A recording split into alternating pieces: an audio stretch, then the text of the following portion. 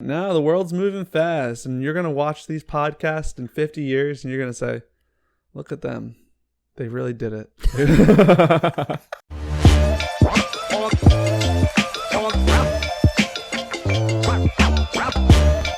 Hello, and welcome back to the Croak and Crow podcast. I am Spencer Cartier, also known as Chubly. I am Sally Carrera. You're going crazy. Cars. It's cars? Yeah. Sally. That's she the Porsche? Yeah. Oh. And this here is Frank. Looking fantastic. Friday. It's Friday Frank. This is Friday Frank. He's a different animal on this day. Rocking the tie-dye from top to bottom. He's probably going out tonight. Yeah. Wearing that little Hoagie Fest shirt. Back when I used to work at Wawa, I was the #1 sandwich maker in the world. Right now, if people are interested, Wawa is offering a $500 signing bonus to work in the convenience store. A lot of companies are. How do you feel about this? How do you feel about this wave of companies not having employees right now? Okay, so right now people don't have employees. Yes. They can't get people to work for them. You can't get people to work for them. There's Avalon. People can see her on previous My sister podcasts and our Instagram. And she works in a kitchen. Yeah. Well, she commercial. is a waitress. Or hostess, I think you say now. No, she's a waitress, I believe. Hostess is the person who sees you, but it's besides the point. Hostess with the mostest. She said there's hostess literally a chicken shortage. Not because there's a chicken shortage, because there's a people who process the chickens shortage. So it's happening everywhere. And I was also talking to a business owner who said, I can't believe we can't get workers. This is ridiculous. And then you're like to the business owner, maybe you should pay them. And then they're like, well, don't be ridiculous. Well, that's the thing. People say, ever since quarantine, people went on unemployment and now they're not willing to work. That's not the whole story. That's not the whole story. It was revealed that they were working for poverty wages. Yes. That's what happened. What the government constituted was a living wage that through a pandemic can't work. Right. Well, you at least need to have this right. if you want to pay your bills and stuff. Right. And it's like, I wasn't even getting that. Right. No, I'm completely for it. When you see these graphs of rent, like annual rent versus the minimum wage, like forget about the fact that, the minimum wage is $7. It used to be 5 cents. That's not the point. The point was then rent cost this much back then. And that keeps going up and this stays the same. And I think on Wednesday, we talked about fireworks, on if we're pro or con on the fireworks going forward. And a lot of people this year came out and said, fireworks aren't good. And we were asking, is it because you got a year off of fireworks and then you kind of could see, is this now the same thing? Is this where like, well, of course, when all you know is how much you're getting paid. Right. It's like, well, this is what I have to live on. I have to make it work. Right. Now is it like, wait, pump the brakes. Right. I'm not going to be working for anything less than what I am worth, which is at least enough to live. But this is the thing. Every time when people say, or, if you hear it, you might think that these workers are saying, I deserve. It's literally, this is how much I need to eat, to rent. Mm-hmm. And even I think you should be able to rent your own place. Like people take it for granted. Well, 2 or 3 of you could go together and you can afford the rent. Yeah. Can't afford, let alone a car. You can't afford public transportation. And, one of my biggest fears is healthcare. And forget it. You can't afford healthcare. It's bad. So they're trying to entice them with these ploys, signing bonus. But a signing bonus is a one-time $500 fee.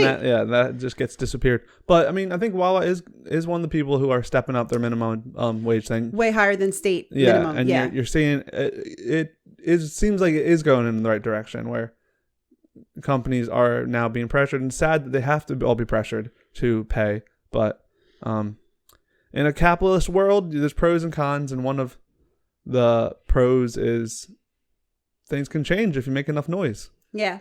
So there's a disconnect because in the old days you had the business owner and he could see the workers. Yeah. And he knew that worker had a baby and that worker has a flat tire. The disconnect now is so large. You are a number, and a 10-digit number. There's for no that. ability for them to see really how hard it is to do anything. Yeah. To absolutely do anything. Mm-hmm. Or just how much time is worth. Yes. Like, I think a lot of people make this argument of, a 16-year-old person job shouldn't be paying what it costs to live as a 25-year-old. And it's like, that's 40 hours of that person's week that they'll never get back. And I never think about how, because I'm a great worker, as you guys know, but I am always like, okay, well, this is how much work I do, but how much is my time worth? Yeah. And it's almost insultive to tell a 16-year-old, you're 8 hours from your day that is now given to me. You are my little puppet. You can do whatever. But come on, an hour of your day is only worth $7. That's messed up. A 16-year-old has to work because the parents aren't making enough money. But already the 16-year-old has school this much of the time, and then it has homework this much of the time. They have homework, and then they have if they're in a sport or they're trying to keep themselves healthy. Yeah. They need their sleep, they need their exercise, they need to do chores and so forth. So their time is valuable. Yeah, anyone's time is valuable. You take someone's time, and that is worth something. And I think what we're seeing now is that for too long it has been sold too short for how much someone's time is worth. And also there is no longer 16-year-old jobs. There a 67-year-old person could be working the window at a fast food restaurant. So don't even say, that I wouldn't pay a 16-year-old that. You should just get a better job. It's like, that's not the point there, Paul. But hey, that's enough of the wage gap and all that. I think that's between men and women, right? That's when wage gap's brought up. I don't know. I don't know either. It's Fun Friday, so let's just leave all that. It's Fun Friday. That's a spillover from the week. It's July 9th. July 9th, National. It is Collector Car Appreciation Day. Oh, all the people who are collecting cars, but you have a better job than minimum wage. No, minimum wage people can collect a car. Yeah. It's collector cars, not car collectors. I'm serious. There is a difference. There is a difference. I was thinking of car collectors like Jay Leno. No, we're talking about collector cars. Tonight is Friday, so I'm sure across America they're going to have car shows. The old timey 69 cars. 69 old Mustang with a fastback. Over at Shake Shack. What's it right there? Not Steak and Shake. I don't know. Flippin' Shakes. Flippin' Shakes. They have, as does Happer, does everywhere in the United States. You like it? You like seeing the old cars? Oh, Glenside has it. Not a big car guy. No, the oldie ones. I like the old Mustangs. Like if I was making the buku bucks, I would get I think this would be my car lineup. I would have a Tesla easily. After driving a Tesla, I would never drive in anything else. I would have a truck or Jeep. Well, I want something off-roady. Okay. And then the third thing, if I had a third car, would then be a old car. Yeah. So it's like an old Mustang to be specific, but that'd be my lineup. Speed and comfort. You just want to buy outdoors. It restored. Yeah. Oh, absolutely. It would just be like a little showpiece. Some people really enjoy restoring them. Yeah. No, and respect to them. I think I love projects like that where you can see. You're talking about working. Like part of how much is your time worth is these big corporations where you're not helping them grow. You're not a part of you're not a part of the company. You're just a front of the place worker. What is it? Frontline worker? I don't know. But any kind of project or something that you can see, wow, I put 100, 200 hours into this, but look at what I did with that. Yeah. It's nice. It's very rewarding. Yes. It's almost like a little metaphor of life. Yes, like on a boat when they have the wooden boats with the brass and the bright work, and they make sure that everything's polished and barnacle free. Barnacle free. Collector Car Appreciation Day is more than it's only from 2010, and it's more than just one of these chocolate chip cookie day, type chocolate with almonds day. I think chocolate with almonds day. This was because it actually was a resolution that went through the Senate, and that's because it acknowledges the importance of the automobile in American culture as the inspiration for music, literature, photography, cinema, fashion, and other artistic pursuits. I think it's also Fashion Day, or is that yesterday? I don't know. But as you can imagine, all the songs about those old cars. Cruising down the street in my 6'4". Yeah. And No, definitely. It's a time that people love it. Yeah. Big ups to Collect a Car Day. I don't think it's Collect a Car Day. It's not. It's Collector Car Day. And I heard if you go to Cuba, you can get to see lots of... Yeah, because they were not getting imports for a while. So they just been And fixing so those cars. All they could do was fix them up. But no, definitely like old cars aesthetically. Like I like comfort. I put comfort above a lot of things when it comes to a car. So that's why I'm not that into them. But aesthetically, nothing's cooler than seeing some old 50s, 60s, 70s cars. And it's popular around us. I see people driving them a lot of hot rods. Regularly. And I believe if you have what's the license plate? It doesn't say antique car. Antique car. You have to be parked home by sunset. Because they don't really have the same lights and stuff. Right. Of that is road worthy, but you can drive it as an antique car during the daylight hours and probably only in good conditions. Right. But that's probably only for you. Why would you want to drive your expensive? I don't know. Well, sometimes I have fun stuff on Fridays. So rubber bands? And today I have rubber bands. Whee! I didn't want to drop it on the floor. What? Interesting. You're making a rubber band gun out of it. That's scary. So happy. There's a shield. This is a shield. We're going to talk about rubber bands. Let's do it. Wait, Okay. what? Why? Why not? Okay. In a lot of churches, they use rubber band analogies. Do they? And I'm not exactly sure why they're doing that. But do you have an analogy that we can look at? Well, one of them is called Rubber Band Faith. And That doesn't sound like a good thing. like rubber bands, God loves to stretch our faith. Wait, what? That's what it says. You grow in faith when you are stretched. And I wasn't exactly sure what they were going for, but they're saying have rubber band faith. Okay. And I saw many things about churches and rubber bands. But also I was reading about the rubber band effect. And that is... Yeah, I think I've heard of something like that. Yeah. Well, I don't know what it's about in real life, like in secular world. But in this article, it was talking about the pandemic. Okay, so people, especially in religion and churches, have not to stereotype, but sometimes they have tendencies to be like, we don't want to change. We don't want, we don't want to live stream. We don't want to do things different. The pandemic, guess Forced what? You. We have to do it. I think I could hit the camera by the end of the show. Maybe. And but they were saying, it was talking about if you are a leader in a church, take advantage of the fact that people have stretched, right? Because they had to because of the pandemic. Yeah. And try to keep it going forward because now that in America things are lifted right now, we can go back to church, we can take our masks off. Don't go back to because people said, let's go back to normal now. Like we don't need to do that anymore. Yeah.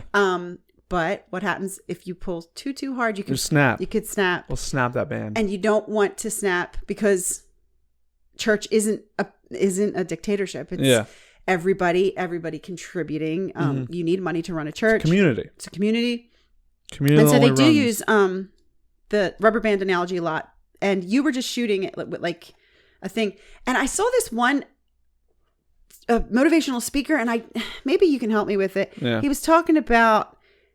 He had rubber bands. He gave them out to the audience. And he said, take the rubber band and throw it at your neighbor. And people were like, yeah.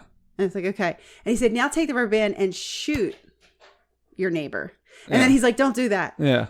But what he was talking about was tension. Yeah. So the rubber band without tension is not powerful. Yeah. No, that's the sort of I heard when you said rubber band effect was something about like right now this rubber band has no energy. But when you stretch potential. Then it has the potential for energy. And I guess the comparison would be to push yourself and stretch yourself. And it's like, and then the most important thing is to, like you said, not snap. You want to snap in the right direction. I'm gonna have to pick all these up. Yeah, you're gonna be sweeping for a while. Yeah. So Where there's tension, there's power, and listen to the perspectives of others, and also like you're not aiming that great, but practicing aiming. So yeah, just all the to put the energy in the right way. right. Remember a while ago, silly bands. This is regular, but remember silly bands? Silly bands, yeah, they were huge. They were huge. Things come and go, right? Yeah. And at the time, they were shaped like animals and aliens and hot letters hamburgers and stuff. They had what was it? Believer bands or something? Oh, really? Yeah, and it was all like religious symbols to yeah. I like the smell of rubber bands. Do you? Believer bands, yeah. I like the taste too. Spencer, stop it. There's chemicals on it. But the largest rubber band ball weighs 9,000 pounds. No. Yeah. Weighs 9,000 pounds, and an American in Florida. Big ups. Hey, 4th of July might be over, but we're still number one, baby. Yeah. Number one in rubber bands. And he's number one in your heart. He's been number one since 2008. So if you want to be in the Guinness Book of World Records, just break. How big are the bands he's using now? I don't know, actually. I didn't look him up at all. You didn't see that and then say, I need to see this rubber. Like, not until I'm waiting now for this podcast to be over for the first thing I do. I saw the ball, but I never thought what you just said. How big is the rubber band? Yeah. Like the first one's going to be normal size. He must have to special order. And wear protective eyewear. Now, what was I going to say? Something about a rubber band ball. Oh, is he continuing to is there no chance to beat him? Because this 9,000 ball. No, I think he stopped. He stopped? You know what? I made that up, but I think he stopped. In 2008. I mean, that's a very long time ago. So imagine if he kept going. How heavy do you think it would be? But like you said, he probably couldn't keep going. Yeah, and you probably need like a forklift or something to stretch the bands. You mean if it was suspended? Because on the ground, you can't roll it. You can't. Yeah. Well, yeah. Shout out to him. He's using a lot of that potential energy. Yeah. That we're talking about. I don't know. I've made guitars with a tissue box and rubber bands. Yeah. And you had braces? Yeah, you had braces. You had rubber bands. How bad was that? It was terrible. Was it? Yeah. Well, yeah. It was awful. I wish we had a better way to straighten teeth. I guess now they do with Invisalign. the Invisalign and all that. But I think I talk every podcast of what our grandchildren going to say about you did that in your time. Yeah. There's a lot of things I know that combustion engines are gone. Hello, Tesla. Do not, if you're going to bring up what I think you're going to bring up. What? I still feel bad about your palate expander. Oh my God. Yeah. I was just going to wear braces in general. We should have went to the medieval, that should be in the medieval museum in Florida. Yeah. So for you guys that don't know what a palate expander is, my palate was obviously too small for society. Narrow palate shaming. So before I even got my braces, I got this metal contraption up in the roof of my mouth that was connected to 4 sides of the teeth. And every night you'd go in with a little device, a key, and crank it 4 times. Crank.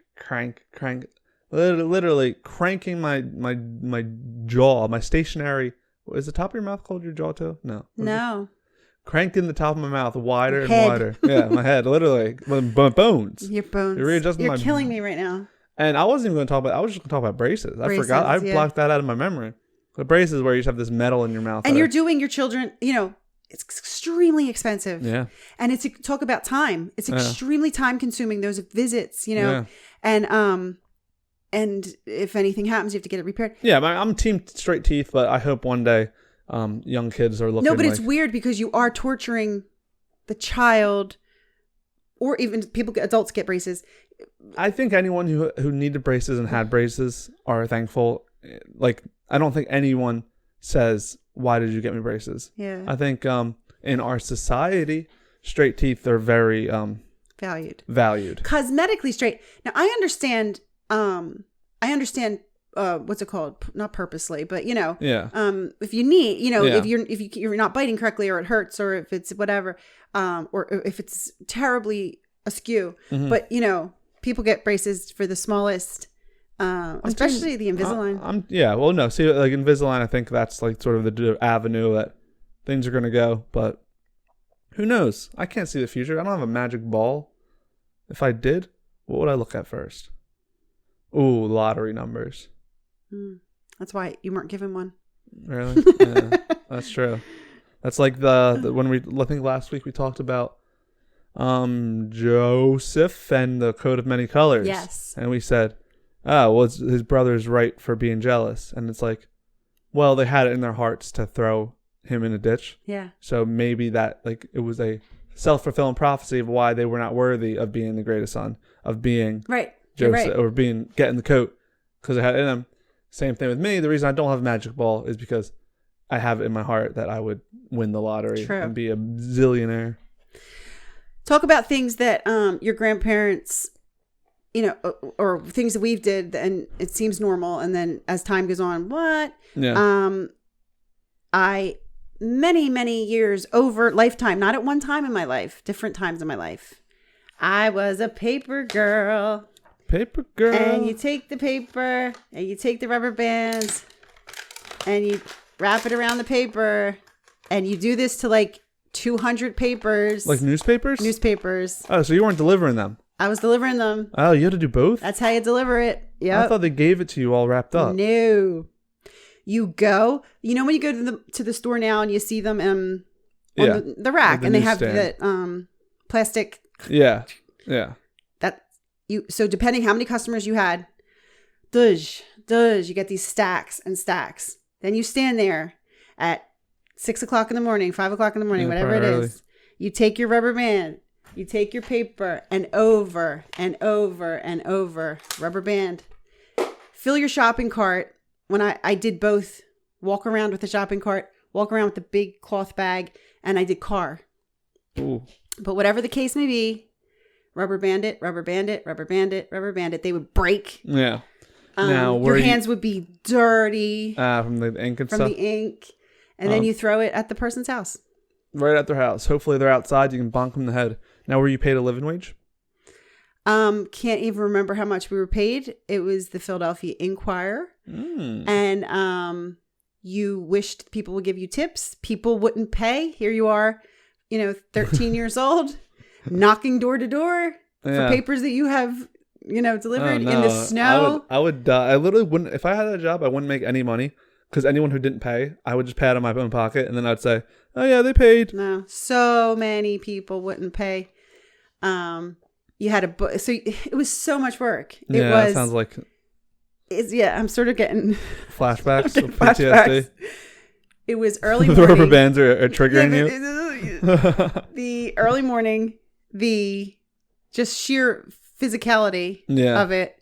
And then, so it's like, okay, fine, I did that. No, the billing was it's, time to, and you had a book, a little paper book with a pen, go around, you'd see how much they owe. And it was awful. A little traumatic.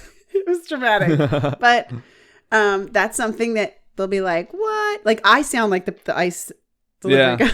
Yeah. Is there, who's delivering the papers now? People don't deliver papers, do they? I think a mailman, maybe. No, back when I worked at Be Well, every morning there was, the newspapers would be out front, and because I was a baker. So you mean the newsman delivers them? Like, you mean in a stack? No, 3 newspapers. 3? Yeah. 3 different kinds. It was the Philly Inquirer. Oh. Now 2 other ones. I don't know. There's no children routes anymore. No. Not to mention also the unsafe factor that I was walking around to 200 houses and people would say, come on in while I get my purse. And then you just keep going in every, stranger's house. It's not a problem. They all turned to adult routes with cars. Maybe even benefits. So maybe a living wage. I'm doubting that. It was considered a second job, a little money. And they would have little, No, I'm saying now. Now, I still don't think they. Because I imagine they're all together. You're not just delivering the local paper. It's And you don't think that we had to fold the papers. You know what else we had to do? What else do you have to do? The worst thing you had to do was Sunday. Sunday. You ever see a Sunday paper? There's no paper on Sunday. There's no paper on Sunday? I don't know. Okay. Sunday paper is 8 inches thick. Oh, no. Okay. It's a big, heavy, because it's full of ads for the whole week. Oh. It doesn't come like that. So we would get the newspaper, the black and white newspaper, and then you would get, I only have one paper left. You would get all the inserts. Yeah. 2 separate things. So, and you couldn't even put a rubber band around Sunday paper. That was gigantic. You had to take the ads, stick them in the paper, put them over there. You made it. Take the ad, put them in the paper, stick it over there. It wasn't good. It sounds a little traumatic. It was traumatic. It was traumatic. If you're a 16-year-old, I recommend getting a job at Wawa. It's a $500 starting bonus. Yeah, and right. You don't have to do all that nonsense. But yeah, I'm always thinking, I'm like, I would love to, if I did have that crystal ball, just see how much stuff we do. Because everything you did back in the day seems like archaic now. I know. And it's so hard to think. I once went to... Because I feel so modern. You know, I feel like a modern man. I know. You know, what's it called? Take a special person day at little school. Yeah, little elementary school when they get to bring their uncle who's a firefighter or... No, not that. It's just special person's day. So nobody gets to be on display. Each child just has someone sit with them. Yeah. He's not a firefighter. It wouldn't matter what you were. I was going to continue. Like your uncle that you respect because he's a firefighter. Oh. Or your cousin who you think's cool because he plays soccer. Right. Or your aunt who just is going with you to... Because no one else was able to go. Was going. I went to Special Persons Day years ago with a little friend. And one of the questions was, what was something that you had or that we have, you didn't have, but we have now? Yeah. And talk about performance anxiety. I couldn't think. Really? And I'm like, and I forget, I might have said barcodes or something like that, but it doesn't haunt me, but just like that, like, yeah. This must have happened 10 years ago. It had to have. Still sticks with you. Yeah, probably like 8 years ago or something. But yeah, now every time I remember something, I'm like, I could have said that. Yeah. I could have said that. Yeah.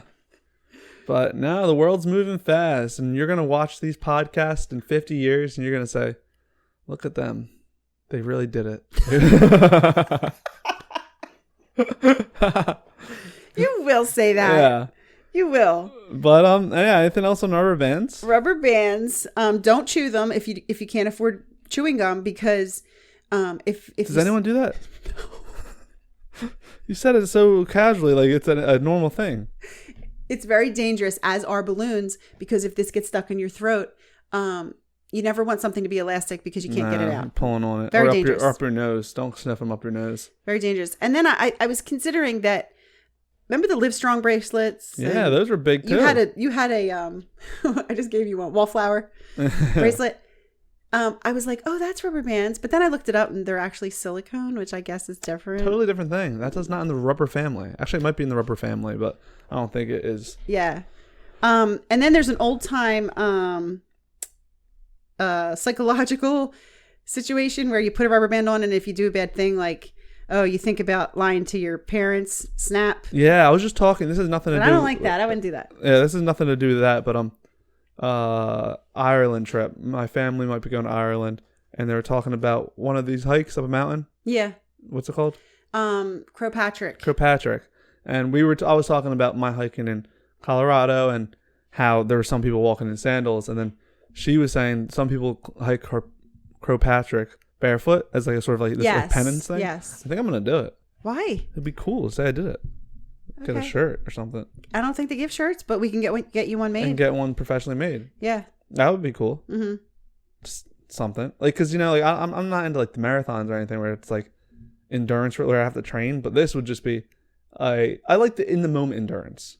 Yeah. Like, I like, so that would be a challenge that I obviously wouldn't have to train for unless, I don't know. Challenges are fun. You want to stretch yourself. Yeah, that's what, exactly. I'm this. I'm a little wobbly rubber band. I don't want to be like this. The way I do that is to be barefoot. Careful. These might become extinct, really. Rubber bands? Yeah, because I'm guessing they're not good for the environment.